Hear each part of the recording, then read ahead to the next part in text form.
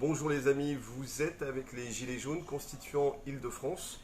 Aujourd'hui, nous allons parler de la perversité et de l'escroquerie du système politique actuel. Et pour cela, nous rencontrons Madame Valérie Bugot. Merci Madame Bugot. Bonjour les Gilets jaunes, constituants. Constituant. Merci de me recevoir. Écoutez, c'est partagé. Alors, ces explications sur la perversité et l'escroquerie du système politique actuel, là on est dans le lourd, dans le dur.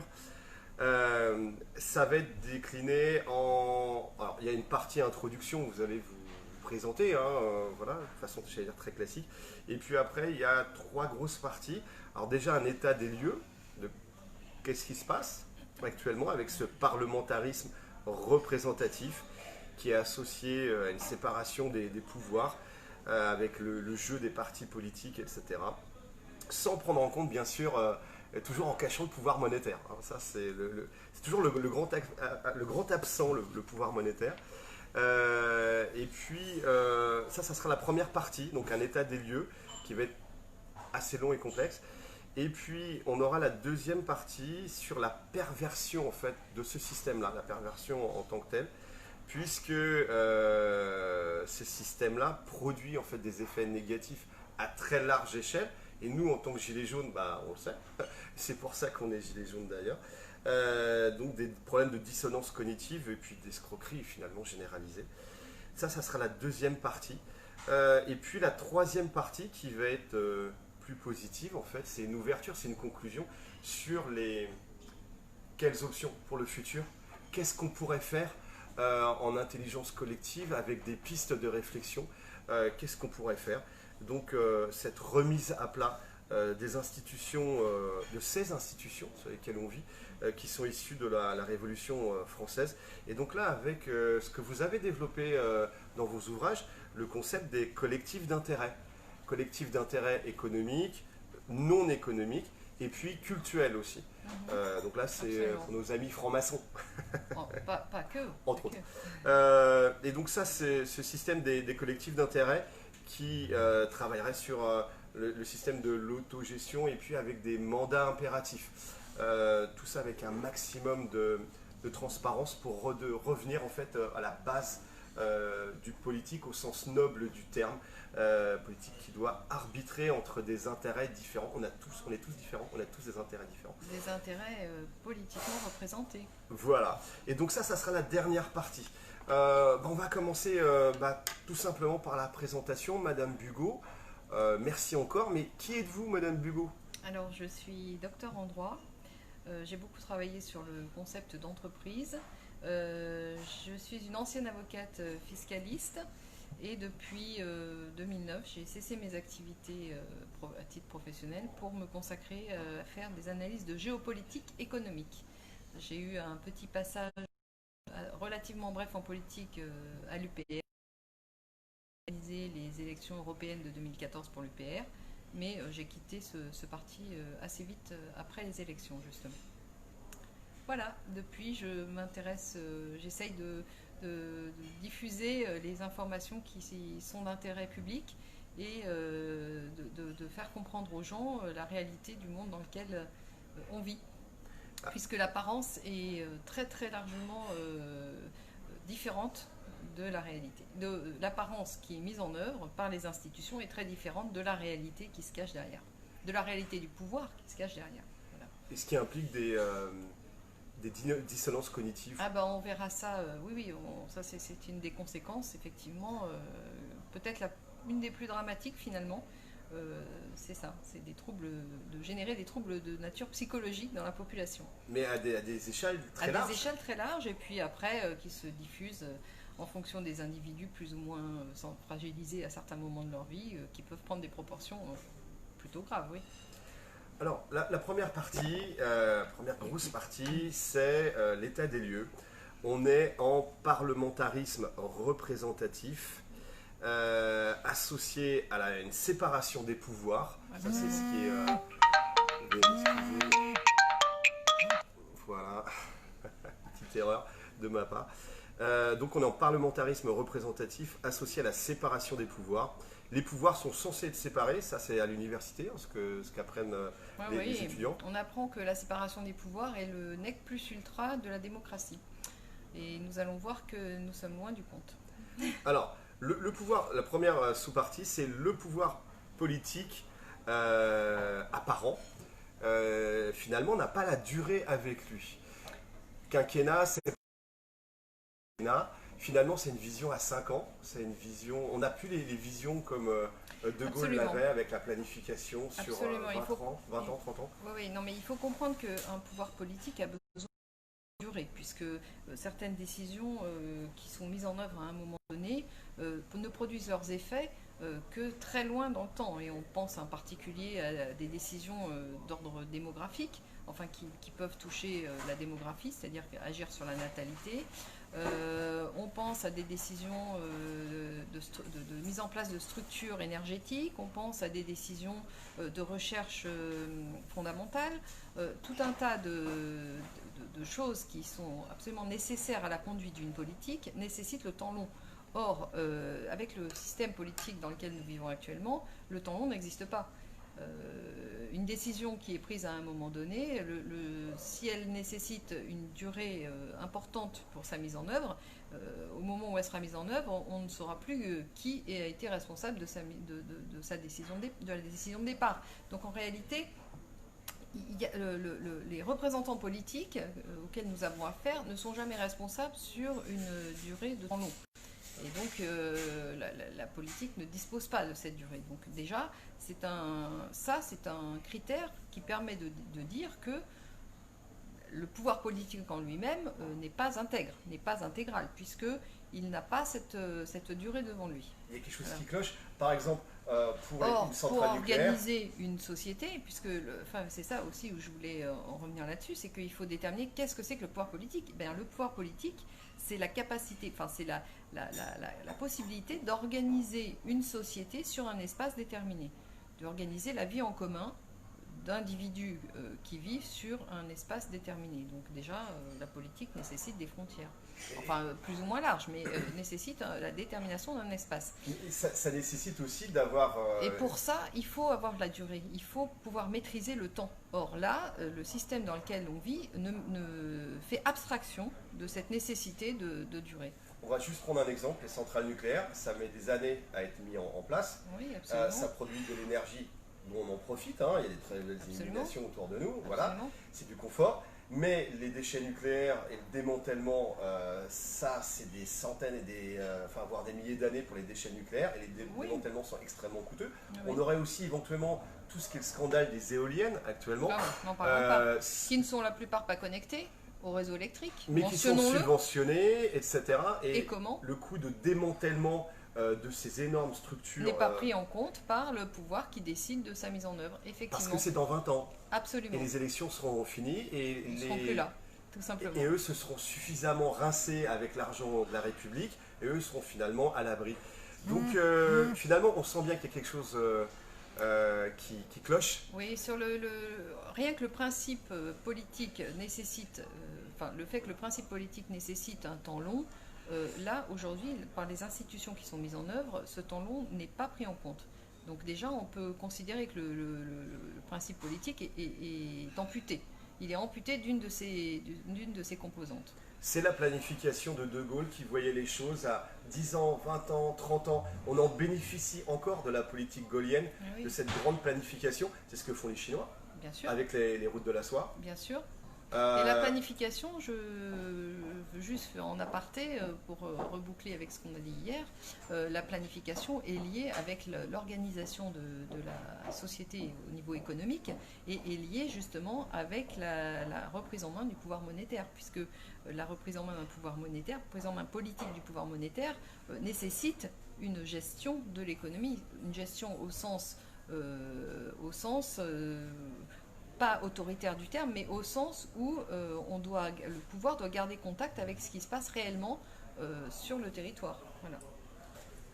La deuxième sous-partie de cet état des lieux, c'est au niveau du Parlement. Le Parlement qui de façon organique, une structure à faire des lois. Exactement. Alors justement, il faut comprendre que les institutions dans lesquelles on vit actuellement sont fondées sur le parlementarisme représentatif qui a été imposé à la Révolution française. Et ce parlementarisme qui génère un organe qui n'a que pour seule fonction de faire des lois, eh bien en soi est un empêchement au droit continental traditionnel tel qu'on l'entendait, c'est-à-dire à une conception frugale, intelligente, intellectuelle et, comment dirais-je, fructueuse du concept de droit, c'est-à-dire un principe duquel découle plein de conséquences, mais qui n'a pas besoin de créer des règles en permanence. Or, un Parlement, c'est une organisation qui est mise en place pour générer des règles.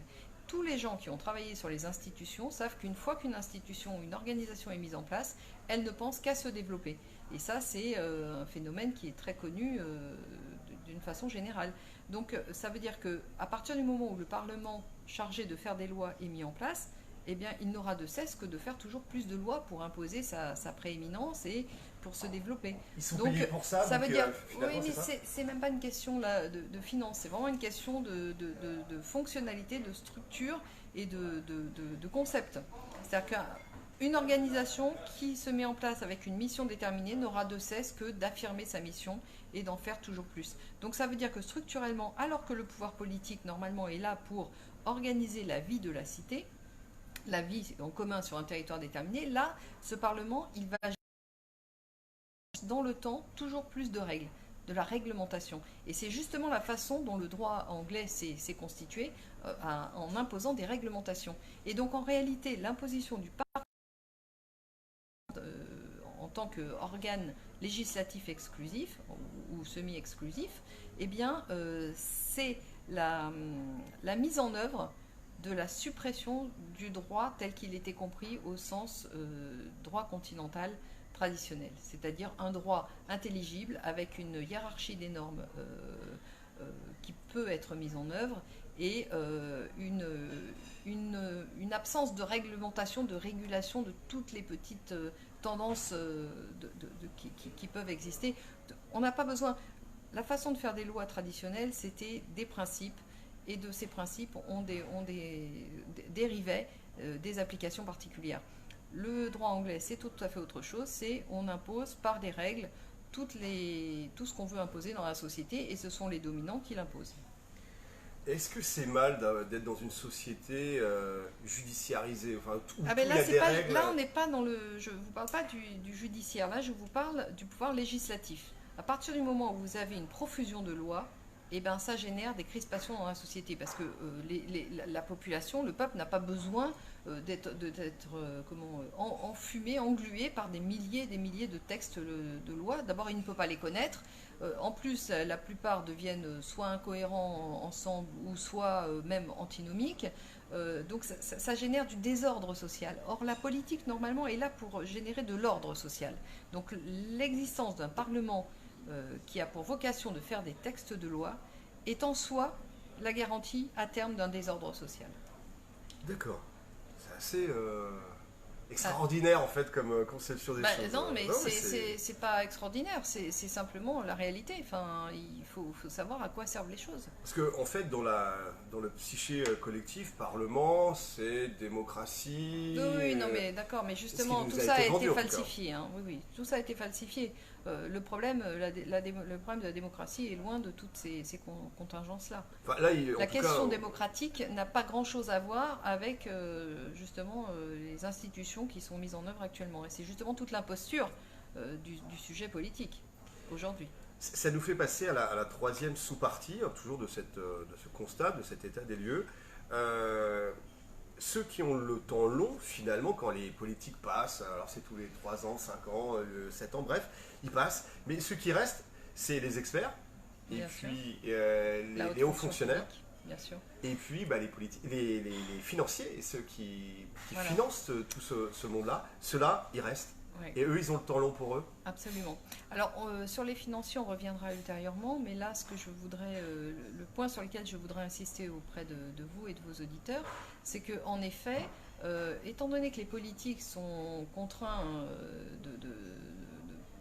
à terme de partir, c'est-à-dire qu'ils ont devant eux pas plus de 10 ans, pour les décisions qui demandent des applications de long terme, eh bien, qui sont chargés de la mise en application? Eh bien, ce sont les fonctionnaires, et en particulier la haute fonction publique. Alors, on verra que cette haute fonction publique, elle est quand même, dans une très large mesure, la résultante du rapport de force qui existe entre le pouvoir politique et le pouvoir économique. Et comme je le démontrerai à la fin de cet exposé, le pouvoir politique ayant disparu, notamment par le fait des partis politiques, eh bien, c'est le pouvoir économique qui est derrière, qui est chargé d'organiser l'instruction, qui est chargé d'organiser. Finalement, derrière le public, il y a l'ombre du pouvoir financier.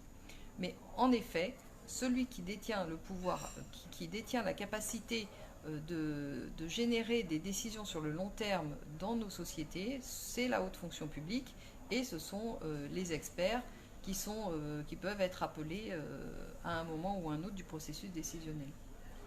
Le processus décisionnel. Ça nous amène sur le prochain bloc, la prochaine partie, les partis politiques. Justement. Alors justement, le parlementarisme représentatif est entièrement adossé à des partis politiques. Or, les partis politiques, qu'est-ce que c'est?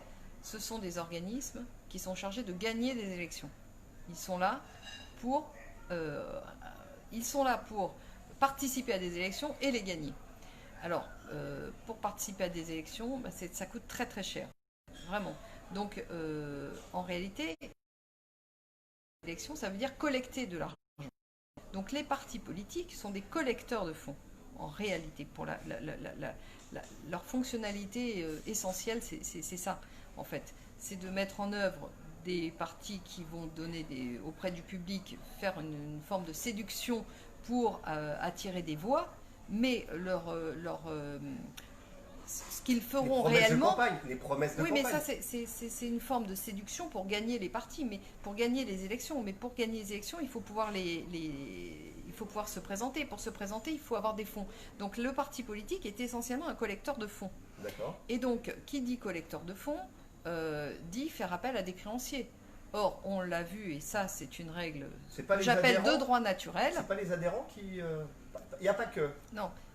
Oui, il y a des adhérents, mais est-ce que les adhérents, il faudrait regarder si la collecte de fonds qui vient des adhérents est suffisante pour se présenter à des partis politiques? Elle l'est pas. Voilà. Les partis politiques, et on le sait au niveau des ronds-points, quand ils ont essayé de venir nous récupérer pour la France Insoumise ou pour le Front National, ou RN, là, dès le départ, on sentait que ça peut, excusez-moi le terme, mais on sentait qu'il y avait de l'arnaque. Que c'est des machines à pognon parce que tous les... ça coûte très très cher de tenir une élection, c'est des sommes du business, folles. C'est du business, et il y a des gens qui sont...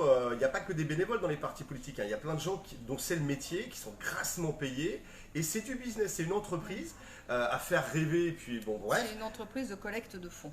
Voilà, et donc, c'est pour ça que ça n'a pas pris en fait leur système de récupération avec les Gilets jaunes, parce qu'on a senti dès le départ, puisque nous, c'est le principe de réalité, on voyait l'escroquerie en fait, mais on n'arrivait pas vraiment à mettre les mots dessus, à conceptualiser, mais on les a vidés.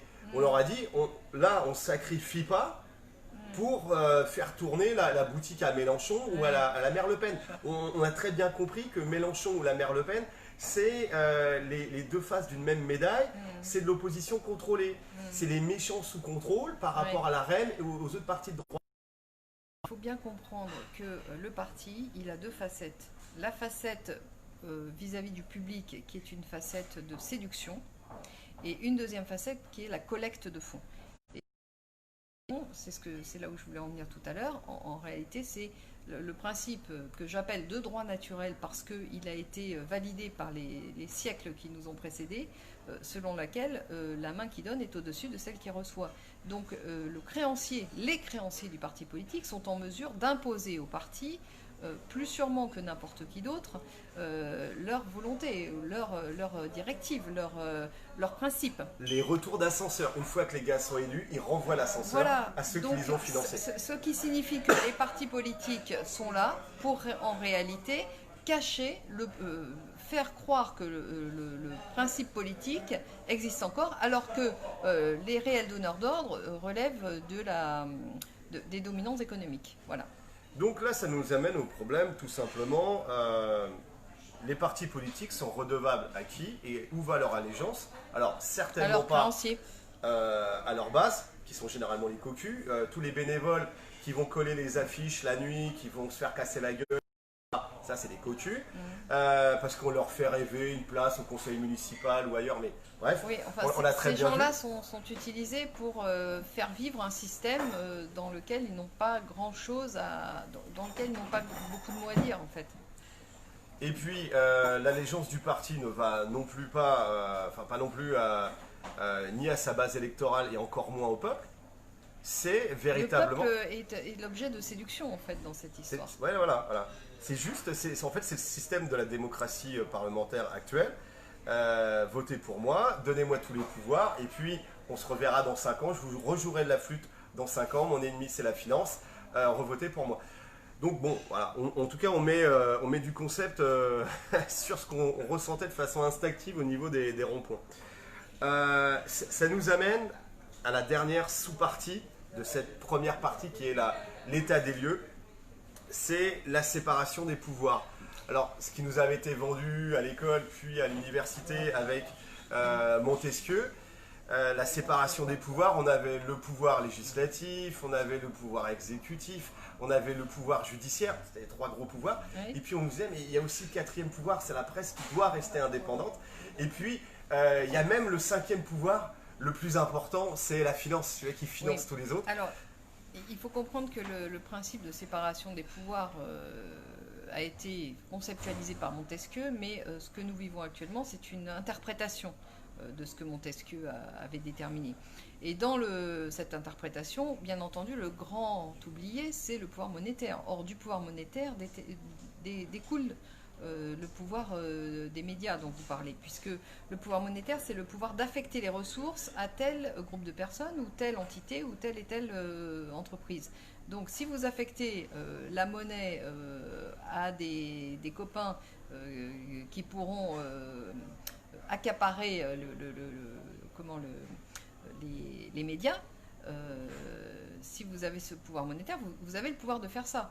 Donc organiser une séparation des pouvoirs en omettant le pouvoir monétaire, déjà, c'est une escroquerie. Deuxièmement, le pouvoir politique, c'est le pouvoir de prendre une décision et de la mettre en œuvre.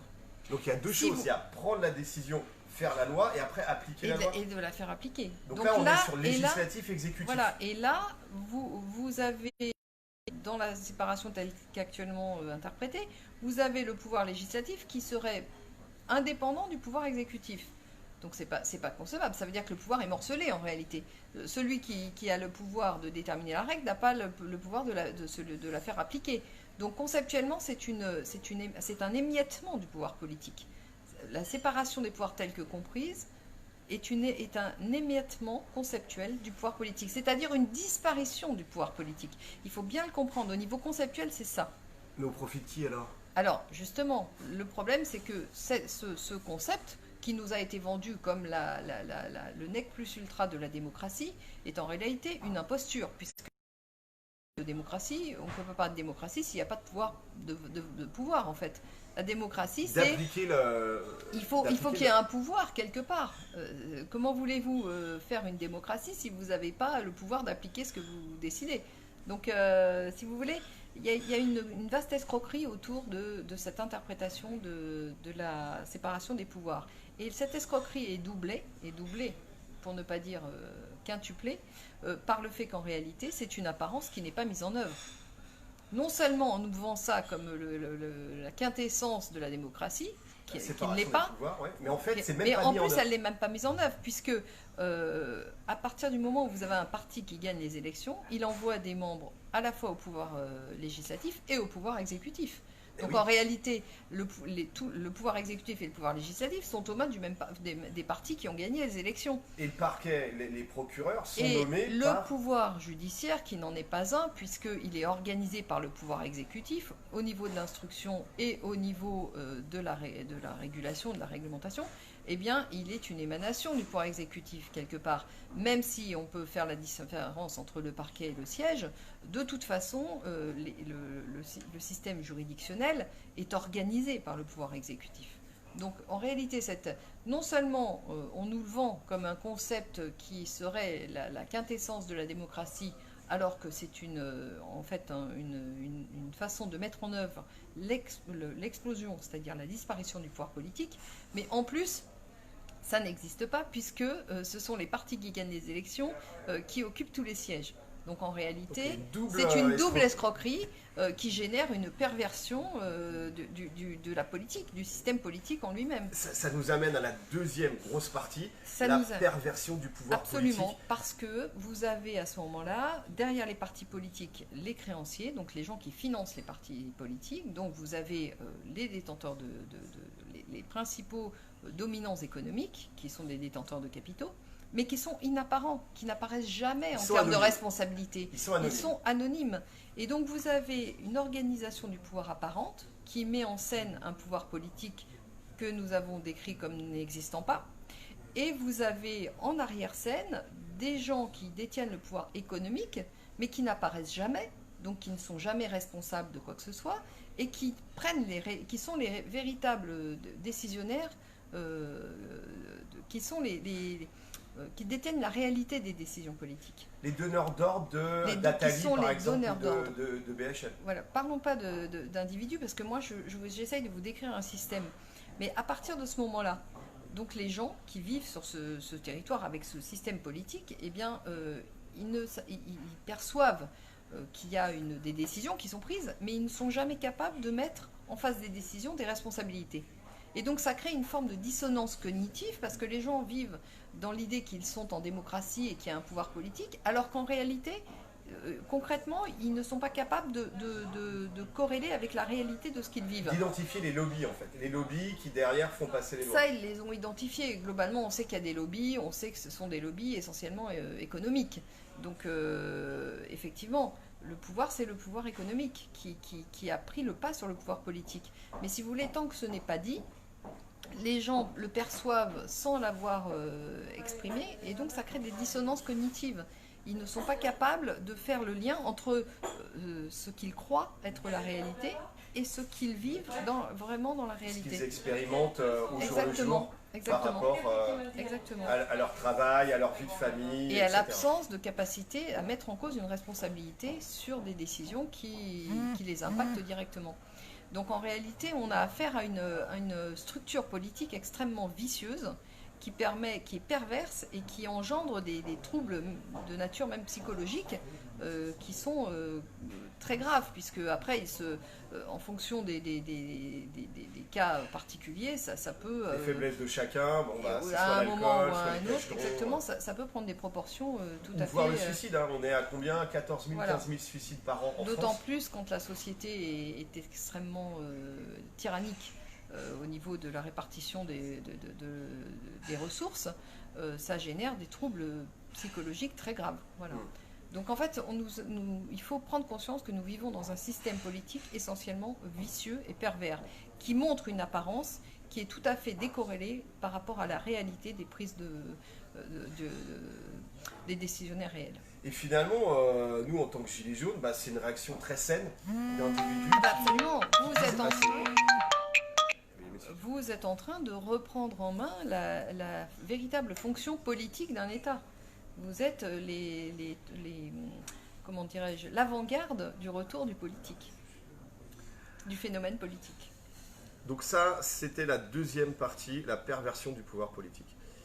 Très bien, on va passer à la troisième partie, la remise à plat des institutions issues de la Révolution française. Alors là, c'est votre théorie, c'est les collectifs d'intérêt. Est-ce que vous pouvez nous expliquer un petit peu Oui, alors, à partir du moment où les institutions sont essentiellement vicieuses, eh bien, il faut essayer de réfléchir à pourquoi est-ce qu'elles sont vicieuses. Et la raison principale pour laquelle elles sont vicieuses, c'est qu'en réalité, les différents courants qui traversent une société ne sont pas politiquement représentés. Tout est mis dans un magma de parlements représentatifs dont chaque représentant sait représenter tout le monde. En réalité, ce qui permettrait de la fonction politique réelle d'un gouvernement, c'est de pouvoir prendre en compte les différents intérêts politiques qui traversent une société et qui sont différents et parfois même antagonistes. Mais Seulement pour pouvoir politique? les prendre en compte politiquement, Mais il c'est faut qu'ils seulement soient politique ces représentés. intérêts ou ça peut être aussi économique? Non, il faut que ces intérêts soient politiquement représentés. D'accord, ok. Mais ces intérêts, je les ai globalement mis dans 3 catégories. Donc une grande catégorie qui représente les intérêts économiques, qui sont eux-mêmes subdivisés en des quantités d'intérêts différents.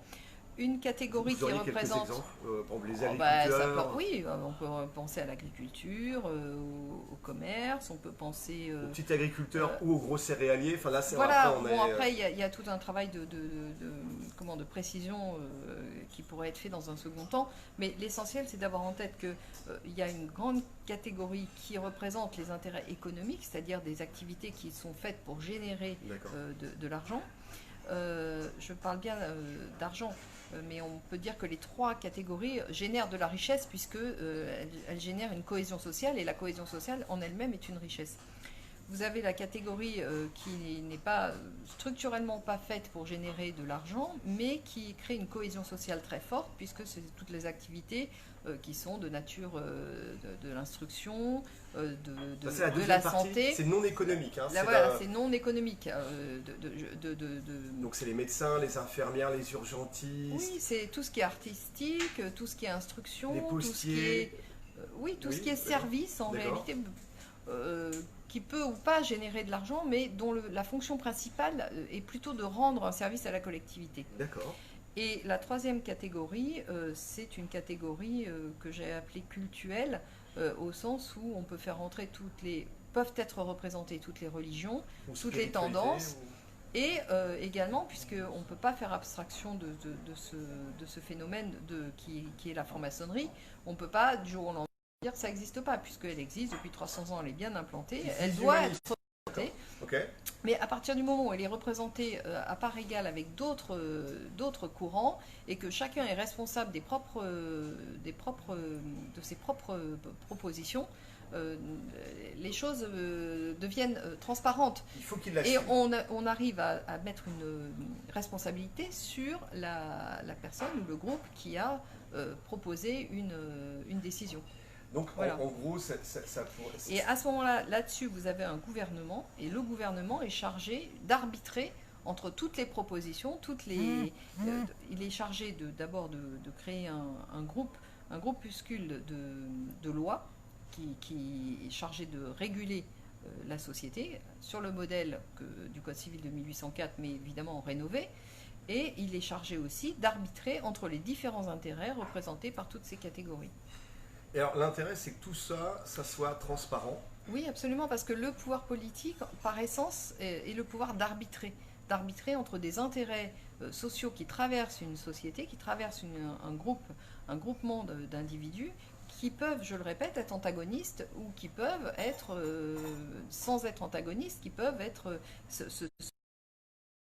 Donc, en grosso modo, c'est ce collectif maçon de la Grande Loge de France. Collectif. Là, on est dans le cultuel, mais voilà. Il y en a d'autres, hein, bien entendu. Et sa voix au chapitre, au même titre que les chrétiens traditionnels, ou les takfiristes, ou les wahhabites, ou les mélikites, etc. Oui, sachant que les groupements quand même qui ne prêchent que la violence ou l'anti-cohésion sociale, on peut discuter, savoir s'ils ont leur voix au chapitre. Enfin, il faut aussi que dans chaque groupement représenté, il faut qu'il y ait un intérêt collectif. Il y a le bien commun qui rentre en jeu. Absolument, parce que vous ne pouvez pas représenter au même titre que des gens qui apportent la santé publique, vous ne pouvez pas représenter au même titre que ces gens-là ceux qui apportent la guerre en permanence. Enfin, il y a quand même dans la représentation politique une sélection qui doit être opérée dans le sens où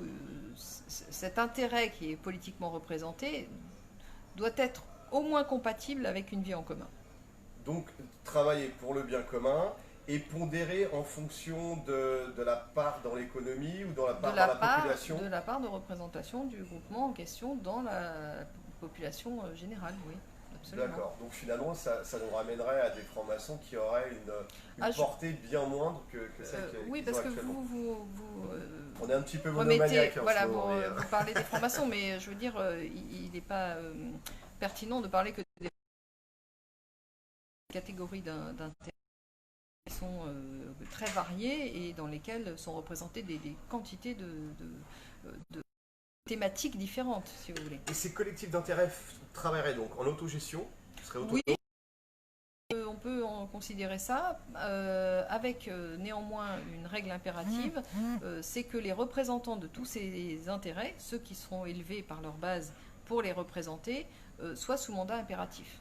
C'est-à-dire que s'ils ne respectent pas le mandat pour lequel ils ont été nommés, ils sont automatiquement révoqués. Et il y aurait de la transparence en plus oui, puisque la transparence vient du fait que sont identifiés les décisionnaires et il y a également les responsabilités. Puisqu'on peut remettre la responsabilité en face du pouvoir, du coup.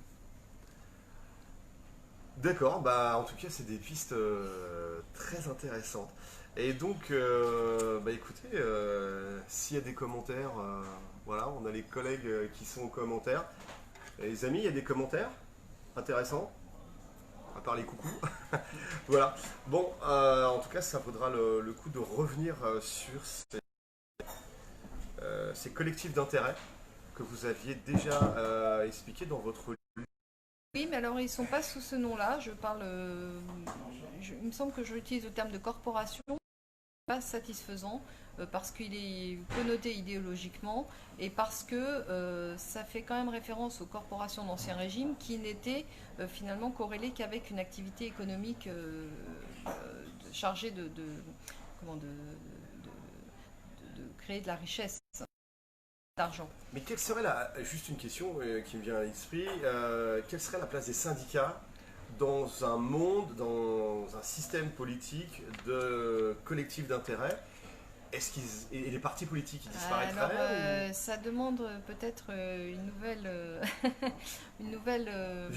vidéo ensemble parce que la question du syndicalisme, la question des syndicats est très liée avec la question de l'entreprise, de l'organisation de l'entreprise. Et justement, j'ai créé moi-même une théorie juridique de l'entreprise, mais qui reprend les grandes lignes, d'ailleurs, l'entreprise participative que De Gaulle voulait mettre en œuvre et qui a été, pour laquelle d'ailleurs il est tombé. Voilà. Ouf, donc là c'est un super teaser, on a vraiment hâte de travailler là-dessus. Écoutez, merci encore pour toutes ces informations. Merci de nous expliquer avec des mots précis ce qu'on sentait un petit peu, avec du bon sens, hein, avec le terrain. On sentait l'arnaque des partis politiques, on sentait les gamelleurs, on sentait que tout ce système est à changer déjà. Une vaste imposture. La mise en œuvre. Et que c'était une imposture totale, et c'est pour ça qu'on s'est levé dans ce combat d'émancipation. Là-dessus, on va rester sur mort à la dette, à bas l'usure, vive le bien commun. Après, on arrivera à trouver en intelligence collective les formes pour le bien commun, en tout cas. Merci encore, force et honneur, on monte des équipes, on ne lâche rien.